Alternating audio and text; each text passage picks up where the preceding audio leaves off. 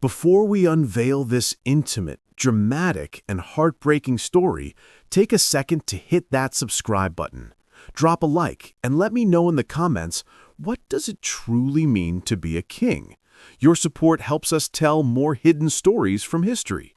The year 1740. The air in Berlin still held the chill of early spring, but for Frederick, the young king of Prussia, it was a year of blistering, impossible heat. He had finally ascended the throne, freed from the tyrannical shadow of his father, Frederick William I, the soldier king. Frederick, the former crown prince who had been beaten, humiliated, and had his dreams and his lovers viciously pruned, was now the master of his own destiny. Or so he thought. His life was divided into two distinct warring halves. There was the king, the rational, enlightened ruler, corresponding with Voltaire, composing flute sonatas and preparing his legendary formidable army. He was the philosopher king, a perfect, cold engine of the state. Then there was the man, a prisoner of memory, carrying the phantom weight of a scar that ran deeper than any battle wound. The state is a machine that must run perfectly, he mused, tapping a finger on a map of Silesia, his voice low and precise as he spoke to his closest military advisor. He wore the military simplicity his father had demanded, but the eyes, a brilliant, sharp blue, betrayed a restless, poetic soul. Later that evening, the mask finally slipped. Frederick was at his country retreat, the newly conceptualized Sanssouci, a place he envisioned as his sanctuary, a palace without cares. He sat alone in the twilight, his flute leaning against the marble hearth. The silence was heavy, but it was shattered by a memory. The sound of a drum roll, the flash of an axe, and the name that had been a razor-sharp wound for 10 years, Kate. Hans. The year 1740. The air in Berlin still held the chill of early spring, but for Frederick, the young king of Prussia, it was a year of blistering, impossible heat. He had finally ascended the throne, freed from the tyrannical shadow of his father, Frederick William I, the soldier king.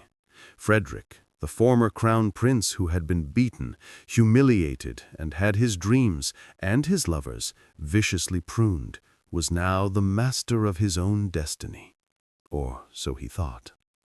His life was divided into two distinct warring halves.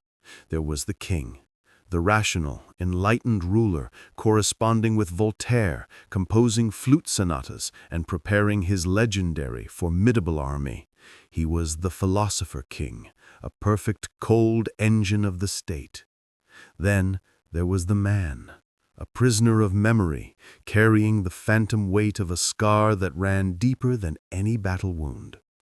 The state is a machine that must run perfectly, he mused, tapping a finger on a map of Silesia, his voice low and precise as he spoke to his closest military advisor. He wore the military simplicity his father had demanded, but the eyes, a brilliant, sharp blue, betrayed a restless, poetic soul. Later that evening, the mask finally slipped. Frederick was at his country retreat, the newly conceptualized Sanssouci, a place he envisioned as his sanctuary, a palace without cares. He sat alone in the twilight, his flute leaning against the marble hearth. The silence was heavy, but it was shattered by a memory, the sound of a drum roll, the flash of an axe, and the name that had been a razor-sharp wound for 10 years. Kate. Hans Hermann von Kate, his friend, his confidant, his first, foolish, brave, and utterly doomed love, executed before his 18-year-old eyes for treason, all because they dared to dream of escape. A sharp physical pain seized Frederick's chest, a reflex of trauma. He pushed himself to his feet and paced the room, running a hand over the cool, smooth stone of a newly commissioned, deeply suggestive statue of Ganymede. This was the secret he kept, his true heart carved in marble and hidden behind palace walls. The following week, the fragile peace Frederick had built around himself shattered completely. At a formal review of new recruits, his eyes snagged on a figure in the line of officers. Tall, with a proud, almost defiant bearing, and a shock of wheat-blonde hair that seemed to catch the weak Prussian sunlight. His uniform was impeccable, but the eyes, a startling amber, held a spark of intelligence and a hint of a familiar, reckless humor. Frederick felt the blood drain from his face. The king, the disciplined leader, felt his hands tremble. He knew that name, or at least the name's ghost. "His name, Count?" Frederick asked, his voice dangerously even, though a tremor ran through the word. The aide consulted his roster. "Lieutenant Hans Hermann, newly assigned from the Western regiments, Your Majesty. Shows great promise." Hans Hermann. The name echoed the past. Not Kate, but close enough to make Frederick's stomach clench. He was a perfect, terrible mirror of the man whose death had nearly broken Frederick 10 years before. He was the ghost, materialized. Frederick stared, unable to look away, yet desperate to. "Send the lieutenant to my private study after the review," he commanded, his voice now a low, royal rasp that allowed no dissent. He watched the young officer salute, his gaze meeting the king's for a charged, endless second. Frederick saw not a subordinate, but a dangerous, beautiful opportunity. A chance to reclaim something the axe had stolen. He was the king. He could take what he wanted. He knew the risk was catastrophic, but the sheer reckless pull of the past, embodied in this new living man, was too strong to resist. The study was vast and silent. Hans Hermann, the young officer, stood waiting, his heart pounding a military tattoo against his ribs. The king entered, his silk dressing gown a contrast to the severity of his rule. Frederick approached him slowly, his gaze searching, lingering. "Hans Hermann," the king finally whispered, the name a painful, tender caress. "Your name, it is a dangerous thing at this court. Tell me, do you have any idea how much I have risked just to stand here speaking to a ghost?" The question hung between them, heavy and charged as a thundercloud. Young Hans Hermann felt a cold sweat prickle his neck. He was a new officer, and the legendary king, Frederick the Great, the intellectual, the military genius, was regarding him with an intensity that felt utterly, physically personal. "Your Majesty," Hans Hermann began, his voice surprisingly steady, "I only know that I am here to serve the state. I carry no secrets but my own ambition." Frederick gave a short, brittle laugh, a sound devoid of mirth. He moved closer, circling the lieutenant slowly, his eyes never leaving the young man's face. "Ambition is a poor master, Lieutenant. It will not keep you warm in the winter, nor silent in the face of death. I speak of secrets far more dangerous, secrets that cost a man his head 10 years ago on my father's order."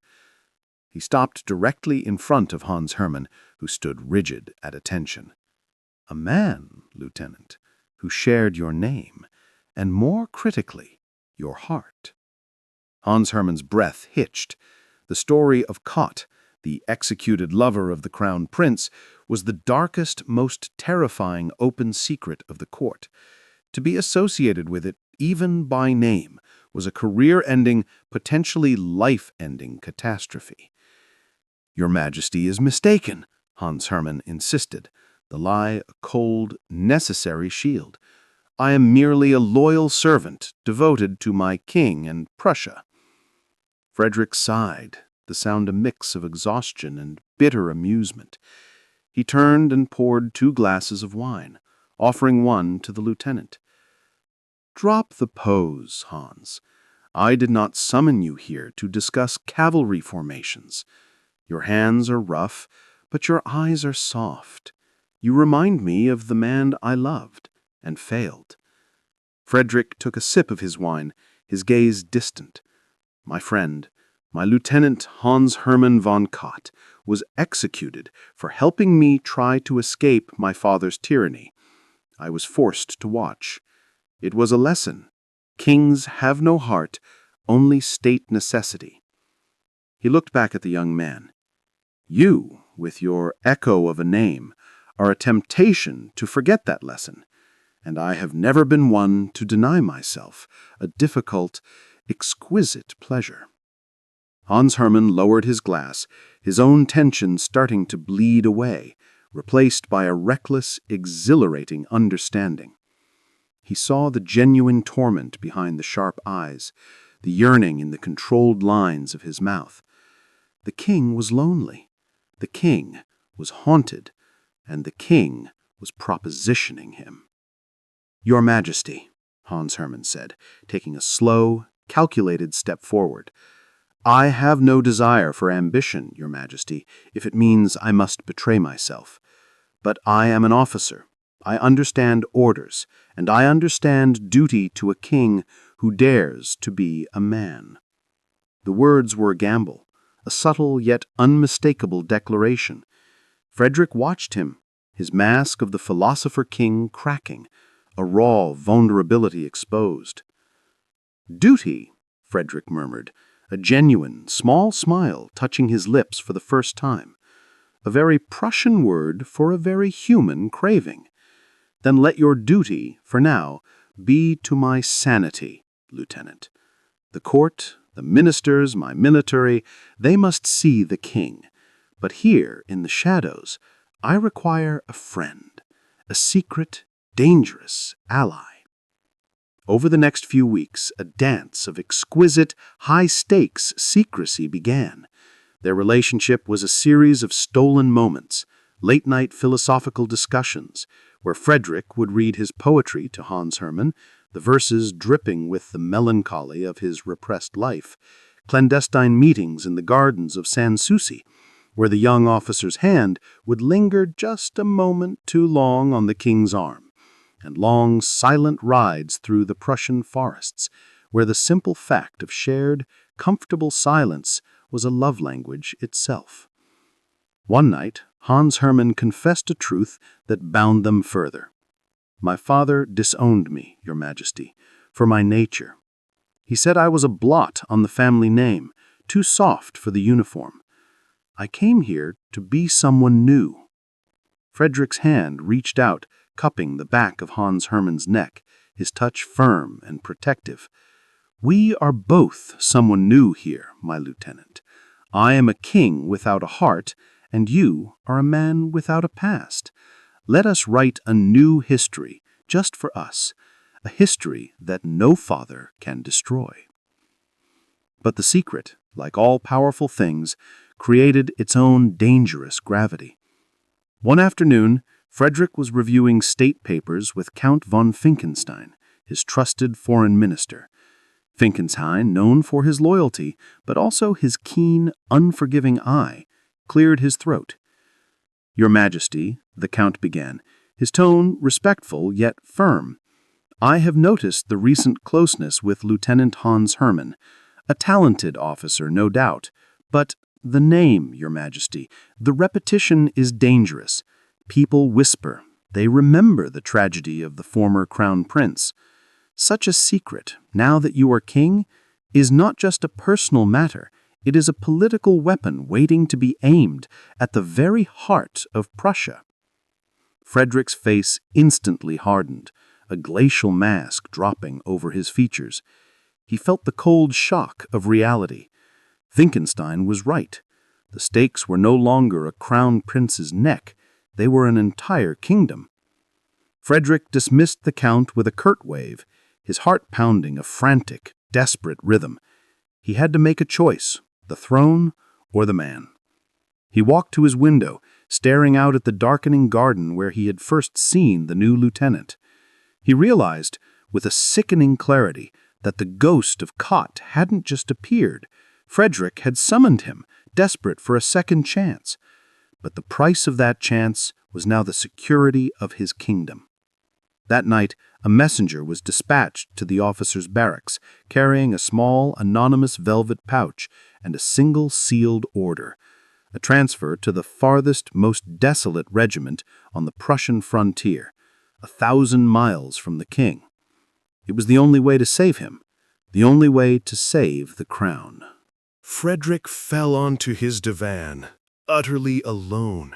His decision was made, but the king hadn't accounted for the fierce, stubborn heart of the man he was trying to save.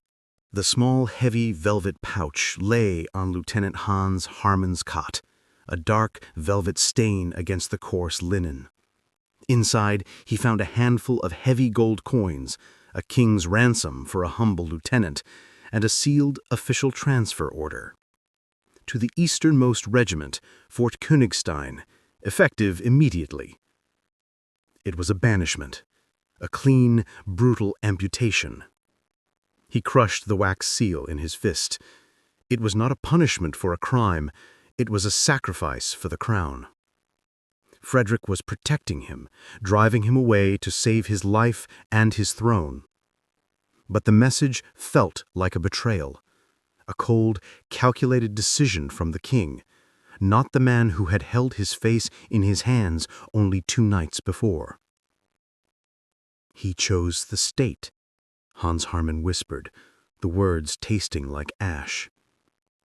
The choice cut deeper than any physical wound. He was not a fool. He knew the danger of his name and his presence, but he had dared to believe that Frederick's love was as powerful as his intellect. That afternoon, disobeying the explicit, unspoken rule of their clandestine affair, Hans Harman went straight to Sanssouci. He used his old access codes, his hands shaking as he knocked sharply on the door to Frederick's private study, ignoring the startled protests of the guard. Frederick was at his desk, composing music. The notes stopped, sharp and broken, as Hans Harman entered. The king looked up, his face pale and etched with sleepless torment.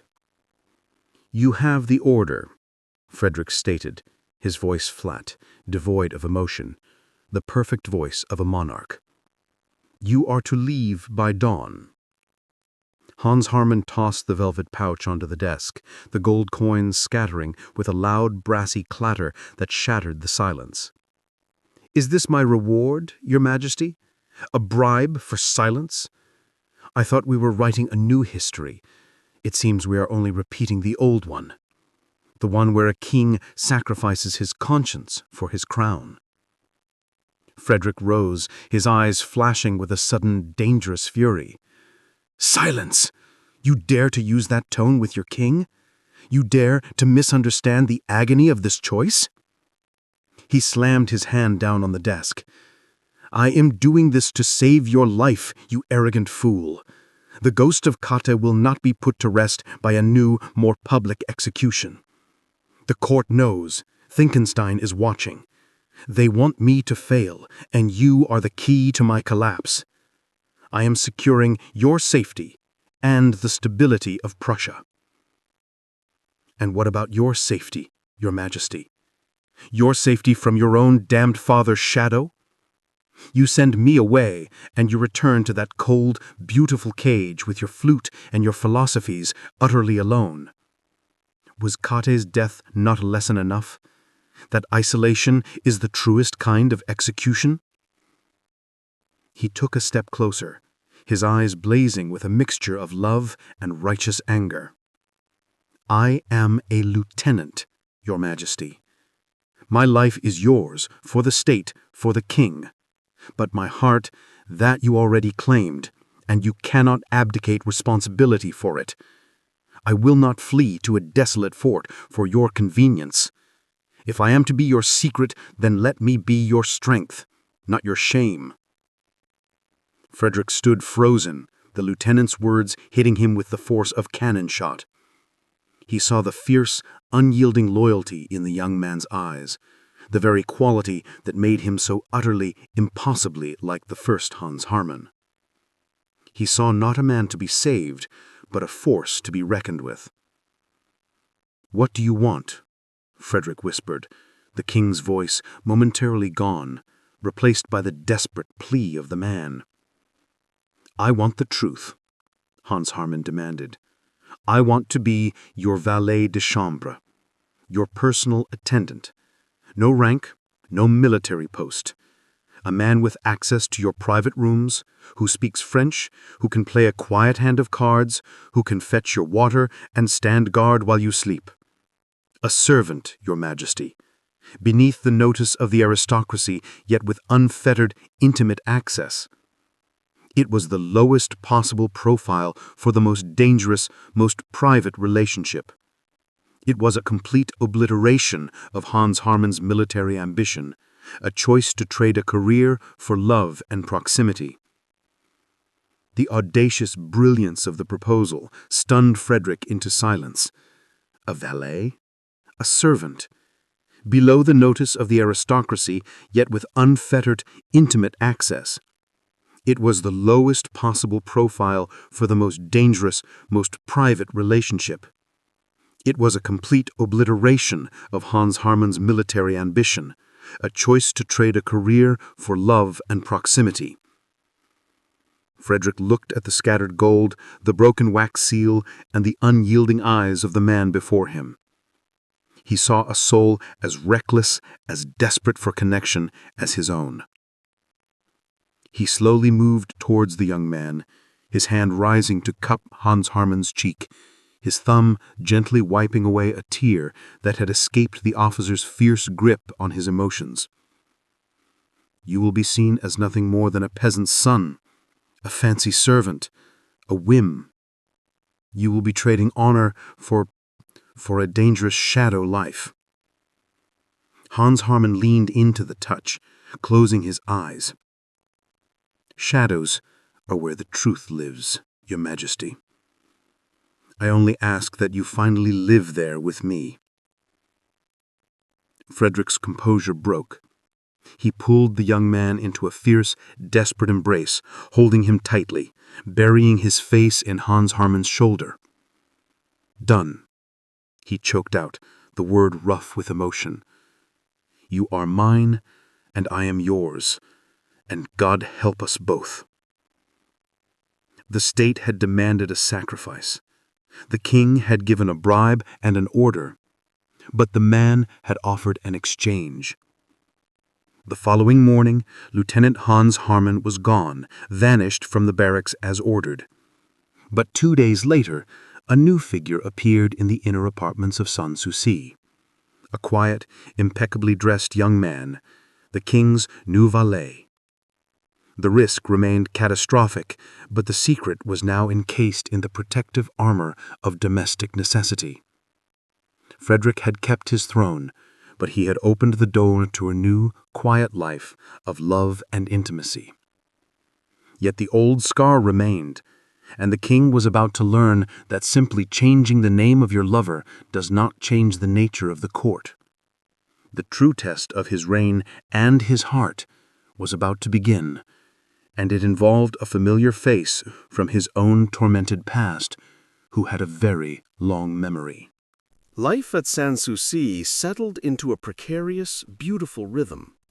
Hans Hermann, now the valet de chambre, lived in the intimate shadows of Frederick's life.